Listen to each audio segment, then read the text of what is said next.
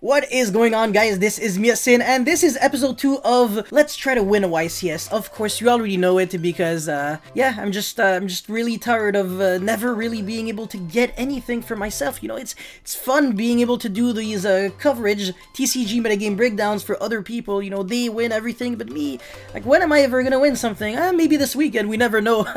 But yeah, so what I'm going to show you guys today is again my deck profile, 2 replays against competitive decks, as well as my analysis and of the format and my thought process when I usually go over these decks and when I try to build my deck specifically to beat certain decks. So let's jump right into it. But actually, before we start, friendly reminder to like and subscribe because it really does motivate me a lot to keep making videos like these, series, just a bunch of things. So yeah, let's jump right into it now. Alright, so 3 Phantasme.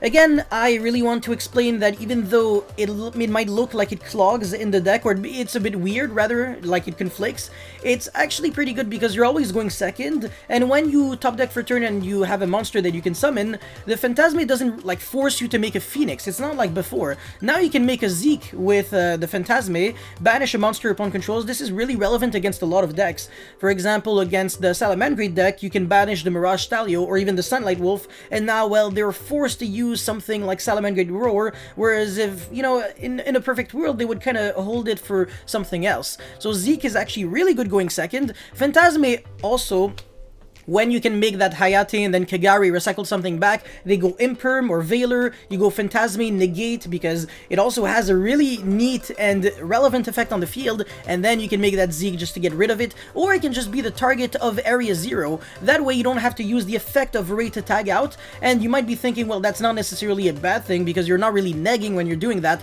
That's true, but you are losing to Call by the Grave. Yeah, sure, it's a one-of, but we're trying to be as technical as possible. So if you don't necessarily need to use the effect of Ray to tag out into Hayate, try not to do it. And also another thing that I really love doing is hard summoning Hayate normally, and then crashing the Hayate, reviving back the Ray, and then using the effect to tag out into Kagari. This is good for 2 reasons. First of all, it allows me to dodge effect Veiler since I'm using the effect to summon Kagari in the battle phase, and Veiler can only be used during the main phase, but also my Kagari is improperly summoned because it was used by the effect of Ray, so in the mirror match, my opponent can't just steal my Shark Cannon with, my Kagari with Shark Cannon, which is actually one of the biggest plays because it allows the opponent to constantly summon Kagari twice per turn, well, once during your turn, once during the opponent's turn, etc. So you can't really deal with that much pressure your opponent is having. That's why it is really, really important to be able to hard summon and cheat summon Kagari. But yeah, that's pretty much it for the explanation on Phantasme and Ray. These cards are definitely a bit trickier. It's not really just, oh, whatever, hand trap, it does nothing, you just draw into hand traps. No. It's actually way more, it's way bigger than that. And then we're playing 2 rows. Now, the special summon from hand effect comes up very rarely. There are some situations where I should have done it because I'm trying to banish a monster my opponent controls and I'm getting a call on Facebook, obviously. But yeah, Rose is a really good card at allowing you to keep extending. But especially, the most important thing about Rose, well, first of all, it's just more copies of a monster so you can start doing your Link monster plays, but also it has a really important graveyard effect in the mirror match. For example, when you're going Afterburner or anything really to destroy your opponent's monster, your opponent does not have the priority to use a trigger effect. You have, so you're going to go Rose Chainlink 1 and your opponent is going to go Ray Chainlink 2, so the Ray is going to be summoned first and then the Rose is going to be summoned, and immediately in the same Chainlink it's going to negate the Ray, and then after that your opponent will not be able to tag out with a Ray, so you can do some nasty things like Zeke banish the Ray, and then on the end of the opponent's next turn, the Ray is going to go back on the field, and all the Shark Cannons are basically going to be dead. Well, that's one thing that you can do if your opponent, you know, had to go into Kagari, Shizuku, and all of that, but if your opponent is smart and can Widow Anchor his Link monster at the end of their turn, well, the Ray is actually not going to hinder the opponent that much, but still something that you should keep in mind because not every single player is going to remember that. And the banish until the end of the opponent's next turn really is something that a lot of people forget. Sometimes they're like, whatever, no, yeah, you have to, yeah, oh, wow. But yeah, Zeke is a great card. For the handshop lineup, I'm playing 12 other real handshops. Now, Phantasme drawn to Imperm is the most annoying thing in the entire world, and for some reason it always happens to me, which is really frustrating. But yeah, 3 Ash, 3 Ghost Bell, 3 Effect Veiler. I want to say Ghost Bell's probably the one that I liked drawing the most, because you can draw Ghost Bell for turn and negate Revolt, and Revolt not only... negating that not only prevents your opponent from interrupting one of your cards, but also it stops the opponent from having a huge follow-up, and even the Omen would surge. So the Nerval would surge, the Omen would surge, it would be pretty bad, and you really don't want that to happen. So yeah, Ghost Bell negate Revolt is really good. The only issue is that if they have 2 Revolt, they can use the second one, because this negates the activation and not the effect. As for Ash, the card's really bad overall. I don't like it, but unfortunately the other handshops are just not really good. Like if you play DD Crow, it's cool and all, but it's really bad against a lot of decks. Unfortunately, it's really bad against Drytron, no, the Tri-Brigade, and Prank Kids. It's pretty bad as well, whereas Ghost Bell against Prank Kids is fantastic, and Veiler against Prank Kids is meh. Imperm is also, I mean, the same thing, I guess you can say, because they have quick effects anyway, so it doesn't really matter. But yeah, you get the point. Anyways, after that, that's it for the monster lineup and the handshops. The monster lineup, it's like 3 raid, 2 rows, and then the other monsters are handshops. But sometimes you do normal summon them, because you can't go into Needle Fiber to kill your opponent. Anyways, Called by the Grave, Upstart Goblin, Terraforming, Reinforcement of the Army, and I'm down to 1 Afterburner instead of 2. Now, the only new card since last time was Called by the Grave, because I just realized that it was a better Shark Cannon in a way. It actually did quite a lot. When my opponent forces me to go first or something, and he goes Twin Twister, discard Nerval or Kit, target my 2 cards, I can chain Call by the Grave, banish the card, same thing with Shark Cannon, but still, and he's not going to be able to trigger the effect of either Foolish for another card, Search, whatever.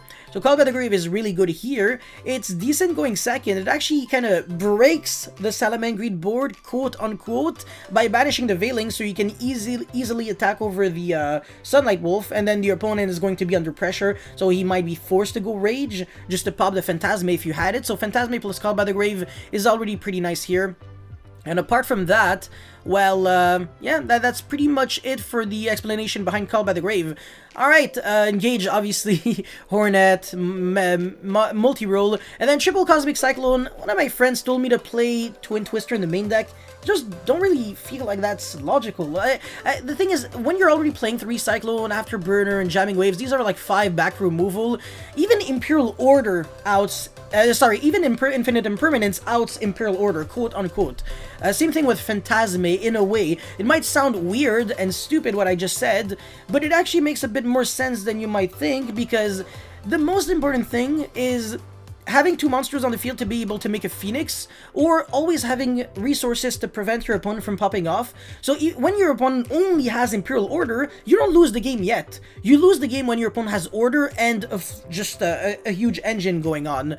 So yeah, you don't necessarily need 6 outs to Imperial Order. It's not the end of the world. Some people were even recommending me Heavy Storm Duster. I just don't really see the logic. I don't think it's worth it, because it's going to be bad most of the time. I'm definitely not trying to go first with this deck. I'm just gonna get OTK'd. But yeah, post game 1 though, I really have no problem, because my side deck is pretty nice. Anyways, the rest of my main deck is kind of like the same. 2 Shark Cannons still. I'm really on the fence though. Shark Cannon might actually go to 1, but apart from that, pretty much everything here is set in stone. Please, for the love of God, don't play 2 Area Zero. I mean, come on, the card's really broken. Mystic Mine is garbage too. It's just not good. But yeah, alright, for my side deck, 1 Pancratops, double Nibiru, triple White Howling, triple There Can Only Be One, triple Alive Justice Cycle Reader, and triple Twin Twister. And I mean, yeah, that's kind of pretty much it. For my extra deck, I am going with the Ningirsu instead of the second Zeke. So it's funny, because on episode number 1, I was playing Ningirsu with 1 Zeke, and then I was like, I'm gonna go to 2 Zeke with 0 Ningirsu, and now I'm actually back to square 1. So yeah, it wasn't really too productive, and the rest of the extra deck is just always gonna be set in stone. Please don't play 0 Kaina and 3 Hayate. It definitely does not come up. It definitely doesn't. And the Needle Fiber Access Code Celine combo really does come up. You can argue the most useless card in the entire extra deck is actually Phoenix. And Ningirsu comes up sometimes, but Phoenix, I want to say, is actual piss. It's like, I almost never summon the card, because when I summon it, I'm actually such in a bad position. Like, I have a monster that I almost am forced to Area 0 or multi-roll away if I want to be able to do something. But at the same time, since I have Zeke, I can link off the Phoenix and something else, so it's not too bad. It's just, there's usually better to do. And for my side deck, did I change something? I think the Nibiru is new. And White Howling has always been there, just a Cycle Reader, and there can only be one, always been there. Twin Twister is definitely a must, but that's it for the deck profile. Now let's get into the replays. Alrighty, so replay number 1 was against Burning Abyss. We're going to see what's gonna happen. It's a really good deck, by the way, so definitely don't sleep on it. It has a few flaws because, for example, Tour Guide still loses to Veiler and Imperm, and Tour Guide, Rhino, and Tour Guide on the other hand loses to Veiler, Imperm, and Ash. So if you have Tour Guide, it's actually a trap, like you shouldn't actually try to go for it. Rhino is the one that loses to the least amount of things, but here my opponent only has Solemn Strike Pass, which is technically still a good hand. I mean, my opponent drew very well, by the way. Tour Guide plus 2 BAs is already great. It's actually a really nice combo, but yeah. Alright, now I'm going to go Array, whatever. He's gonna strike, but I have the Horde Drone, so I'm good at the game, fortunately, and I'm pretty sure I'm not gonna whiff here. Oh my god, engage! I apologize. That's pretty good. My engage is going to be able to draw because the Hornet Drones is going to be one spell. I already have the Terraforming in the grave, and I'm going to be able to send another spell with a Hayate right now. I think I'm going to be jumping over the Rhino instead of attacking directly. That does make sense, but at the same time, if I had Widow Anchor, you could have argued it wouldn't change anything anyways. I do have Ash and Ghost Bell, so Ghost Bell against Seer and Dante is pretty good. Ash against Tour Guide is overpowered. It's basically insta-win. I really can't negate the graph anyways, so I just, you know, that's fine. It's gonna resolve. And then main phase 2, I'm going to engage.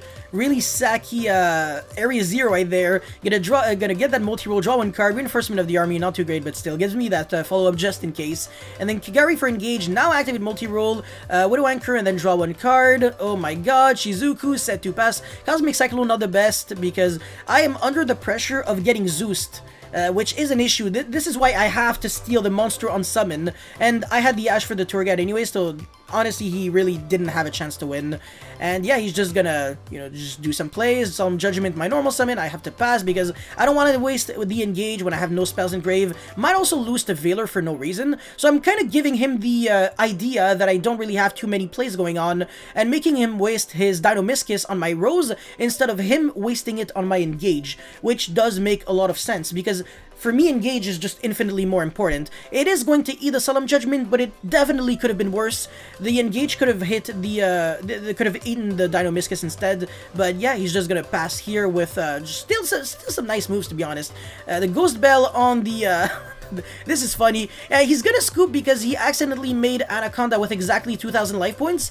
And I'm not a shark. I wouldn't be like, oh yeah, it's like you have to pay 2,000. I'd be like, yeah, just don't, like, take it back, whatever. It's pretty stupid because unfortunately, when you have exactly 2,000, you are allowed to use Anaconda's effect to pay 2,000. It's not like illegal activation or something.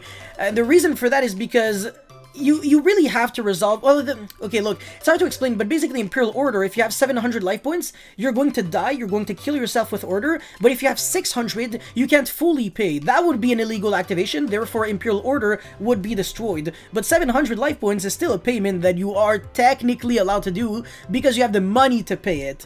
But yeah, whatever, it really didn't matter to me. I still had the Widow Anchor and then kind of an ability to play. I had the Veiler for the Anaconda if he had more life points. And I don't think he would have been able to do that much because I did have...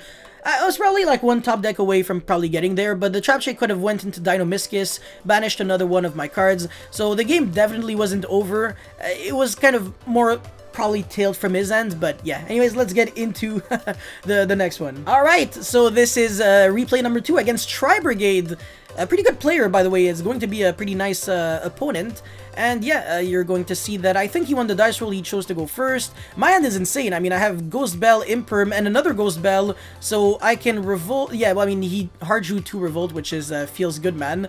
And yeah, the Gamma. So if I had the Ash for the Fractale, I would have lost immediately. But yeah, the Imperm is going to negate that Fractale, but it's not going to be the end for him. Definitely not. Now, this is something that I really thought about. I was like, should I Cosmic Cyclone and then, you know, if it's Revolt, I negate it, but then if it actually made no sense. So I'm actually glad I didn't Cosmic Cyclone here. And also I did the perfect play here by sending the Afterburner. That's the correct move against the Tri-Brigade Fractale here, because this thing on the field is game over for me. So yeah, I'm going to recycle back the Afterburner. He has the DD Crew, unfortunately. Thank the Lord I didn't send the Engage. That would have made no sense, because I would have engaged with 0 spells in Grave, so it wouldn't even have been better than just Foolishing for Afterburner, but I would have had no Engage follow-up, so I did the perfect move. Now, one thing that my opponent actually could have and should have done, I think he could have... Oh, no, sorry. No, yeah, I thought... Yeah. The thing with Fractale is that you can use the effect to, like, send it from the field to the grave to Foolish, but he already used that effect in the hand, so he couldn't do it again. With the on-field effect, I was like, the only reason why you want to do that is just so you can use the Gamma, but it's not the end of the world. So, yeah, I'm going to go into Kagari, recycle back, whatever, Shizuku, and then end phase, I'm going to declare to use the Surge. He's going to Revolt. I have the Ghost Bell, but he has the second Revolt, and I already explained that Revolt is you can only activate one per turn. So if the activation gets negated, you are allowed to use it again. But yeah, I have the second Ghost Bell, so I can actually kind of keep playing from there. Now, he's also going to do something interesting. He could have revolted on the end of main phase in order to banish my monsters, so I wouldn't have been... my Shizuku, so I wouldn't have been able to get the end phase search. Wouldn't have done too much, but still... oh, I think he didn't have 4 Tri-Brigade monsters if Revolt only revives... Oh no, it actually revives back Winged Beast as well. It's just any BBWs. Okay, wow, so he could have actually went for Amen, but he went for Rugal instead. So he's really just trying to overwhelm me with resources, and in theory, that's actually the play to go. So my opponent is actually playing pretty on point here. Very nicely done. And top deck Rescue Cat, so I'm under a ridiculous amount of pressure. Am I really going to be able to win this? I mean, I'm not doing too well, huh? So Banish, I kind of have to let it go through. He has the Ghost Bell for my Ray, and then he's going to make the Omen. I'm kind of forced to negate it. He has the Keras here, so he's just going to be able to summon the Desperate Doom Eagle, so it goes back to the deck, but it doesn't matter because he can go access code and kill me here. He played it out very well, and yeah, it's just gonna go to the next game. I have the Nibiru, and it's kind of funny because Nibiru is like really bad for the turn 1 of Tri-Brigade, so it's a hand trap that I use it turn 1 if my opponent has full combo, or I use it turn 3 if my opponent is trying to follow up and kill me, because people don't see Nibiru coming at all for the follow-up, and usually they do try to summon multiple times in one turn. I think just the last turn, the access code play was already, I think it was 4 summons, 5 summons, exactly 5 summons, but yeah, I forgot. Anyways, I'm not doing well here, because he has the Gamma on the Ash. Things are not going well at all. I don't have a single spell card in a spell deck. I just have a bunch of, you know, hand traps and stuff, but whatever. He has the Omega, which is pretty bait for me. Like, really, really bad. Phantasmi here is going to chain Omega. This is just nicely played. I have the Nibiru. Yeah, I mean, the thing is, I don't know if I really regret what I did.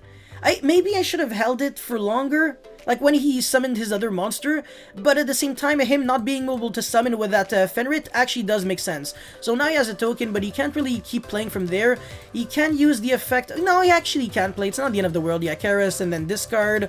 He's going to be able to summon the Bear Bloom. Yeah, draw 1, but then put back 1 card. Still really good, though, so you never really break when you're popping off. So yeah, banished 2 or 4 because he already had the Revolt. So that was actually really good for me that he banished 2, because now I know for a fact that he doesn't have like double Revolt. Well, I mean, know for a fact. Technically no, but still, I can kind of safely assume that that is the case. So my 1 of Ghost Bell is going to be pretty nice here. And again, he's linking off for the Bear Bloom with the Ominous Omen, which is actually the play that you should do.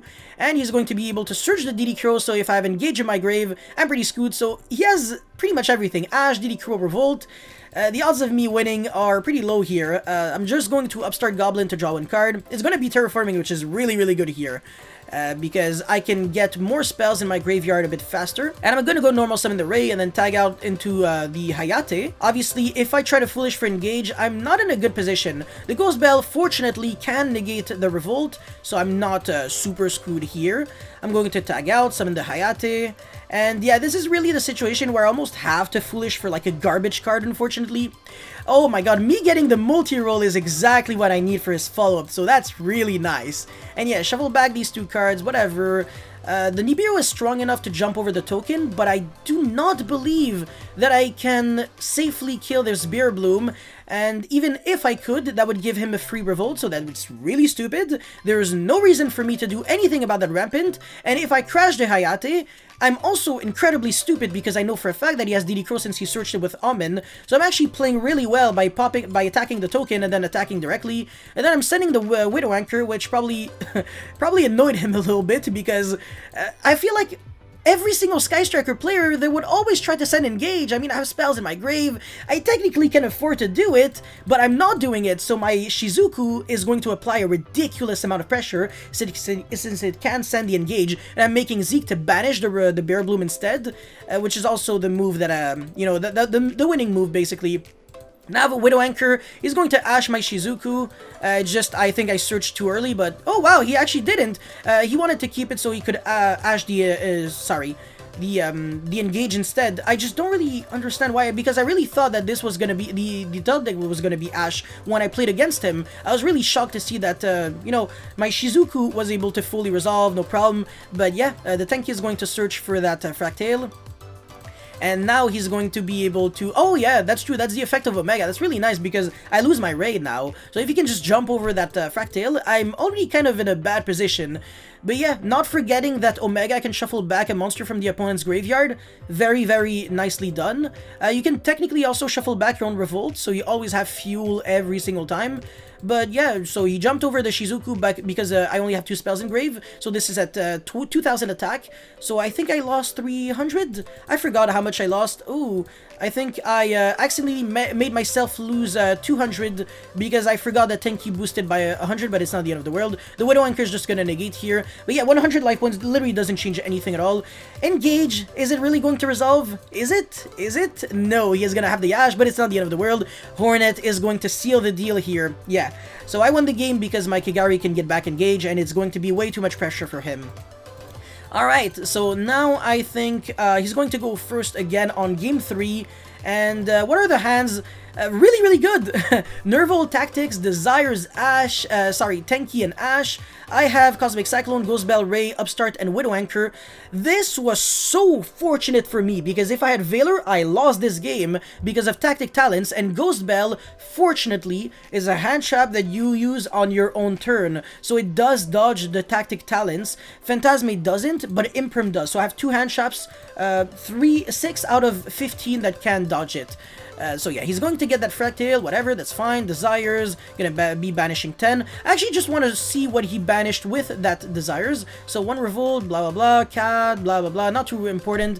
2 Keras actually, 2 Keras and I think 2 Cat and a Revolt, so it's not too bad. I think the majority of people are playing you know, 3 Revolt anyways with 3 Omen, and he draws into Duster, which is ridiculous. Now he kind of has like a guaranteed way of winning next turn, so I really have to play absolutely perfectly if I don't want to lose to Ash, Duster, and Tactics. The odds are clearly not in my favor.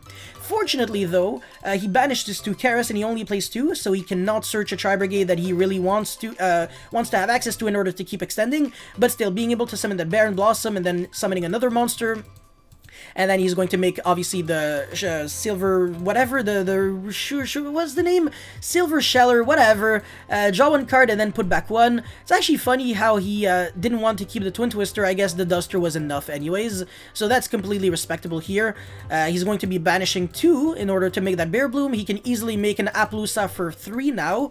And as well as getting the Tri-Brigade Revolt. And safely put back that Fractale, which honestly just doesn't do anything at this point. But he definitely should keep the Tactic Talents and the Duster for the follow-up next turn. Actually, he decided to give up on the Tactic Talents. I think this was a misplay on his end, but at the same time, it does make sense because if I can Ghost Bell the Revolt, he's on simplified game state with pretty much nothing going on, so keeping the Fractale is actually insurance policy, so my opponent is actually playing kind of well. Top deck Ash for turn is almost like a joke. I have to Upstart Goblin into, obviously, the Nibiru, which is good for the follow-up, but not really good for anything else. Widow Anchor on the Afterburner, so he loses all of his the negates, but apart from that, I mean, oh yeah, I have the Ray, so I can jump over. He loses the Appaloosa and takes 15, and I can tag out. I was like, that can't be a call by the grave. I know it's a revolt down there. So Hayate is going to attack directly. I think he's going to revolt. Oh no, not right now. Obviously, that it would make no sense to revolt right now. So I guess again, man, keep on sending the not engage, but actually, this was a misplaced sending the Widow Anchor for no reason.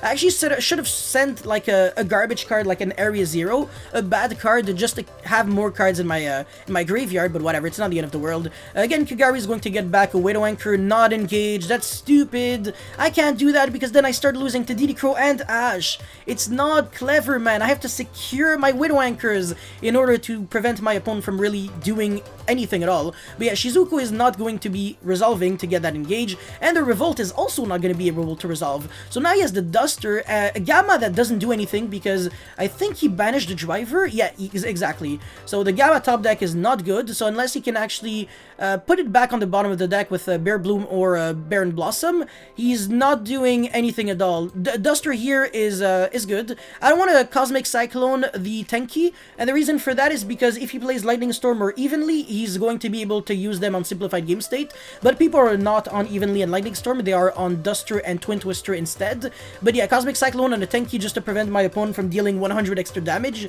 is pitiful. It makes no sense. And also, I would lose 1000 life points, so what's the point? Yeah, he's going to normal summon. This is unfortunately going to successfully resolve.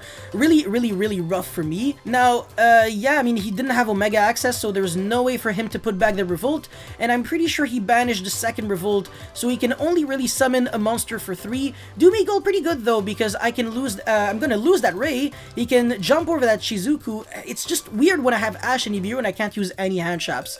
So yeah, I lose that Ray, and I'm in a position where I have to top deck. If I don't draw anything, I'm going to die. Fortunately, this doesn't have 4800 attack, so I'm not gonna die yet, but I'm not doing too well. And yeah, just gonna attack for 19. I took all the damage, and then main phase 2, is he gonna make Ominous Omen? He could, but he's actually going to do a pretty interesting play here. He's gonna go Fractale, send the Nerval. I should have ashed. That was definitely my fault, but whatever. I was like, do I really see it? But yeah, so Hornet Jones is such a good top deck here because there's no way his Doom Eagle can really interact with me. Sending Ray here is incredibly stupid because if I try to out this Doom Eagle, he's just gonna shuffle back the Ray anyways. So I really have to Foolish for the engage. One of the very rare times where Foolishing for engage with Hayate is actually the way to go. Now I'm gonna go Kagari, get back the engage, and I'm going to be able to activate it, get the multi-roll. This is hands down the best card to get here because Doom Eagle only shuffles back monsters and not just generic cards, so it's not exactly a DD Crow. So yeah, multi-roll into Shizuku, and then end phase, set the Imperm, which is a ridiculously good top deck. I have 2 negates because the play with Shizuku is going to be able to get me that, you know, that thingy, that Widow Anchor from my graveyard. And yeah, passing turn, I went from being in a really bad position. 1 Hornet Drones gave me all of this. 1 single Hornet Drones. This deck is so good in the grind game, man. It's ridiculous. So yeah, normal summon, and yeah, he's going to be eating, I think, the Imperm. Oh yeah, the Widow Anchor, I think I'm going to steal so he can't make a Link 4 monster. And apart from that, he's just going to be able to attack, but not do too much. I mean, this is going to fully, like, destroy my Shizuku. I have no Ray in my grave. Obviously, as long as you have Doom Eagle, I'm literally not allowed to have Ray in my grave. It's just never gonna work. So yeah, end phase, he gets back the frac, and I get my Hornet. And this is basically just game over for him. He doesn't have the ability to keep up with my engine cards. He ran out of Dusters, so I'm just going to be able to fully have multiple back rows on the field. My Hornet is just too much for him, and he just admits defeat here. Top decks the Twin is not enough because I can break his entire board on this turn, and as a matter of fact, I can actually kill him on this turn. I can go the Hornet, and then get Kagari, engage into Widow Anchor, steal the Doom Eagle, and then make an Access Code Talker, pop, well, pop just 1, whatever, and then attack directly, and that's Merry Christmas to the Dome. So yeah, huge shoutouts to my opponent. He was, yeah, he played very well. My Burning Abyss opponent player also played very well. It's just that he didn't really have the opportunity to do anything because I did have the Imperm for the Rhino, which is really good. But yeah, that's pretty much it for episode number 2. Really hope you guys were able to learn a thing or two and enjoy. And yeah, thank you very much for watching. I'll see you next time. Peace.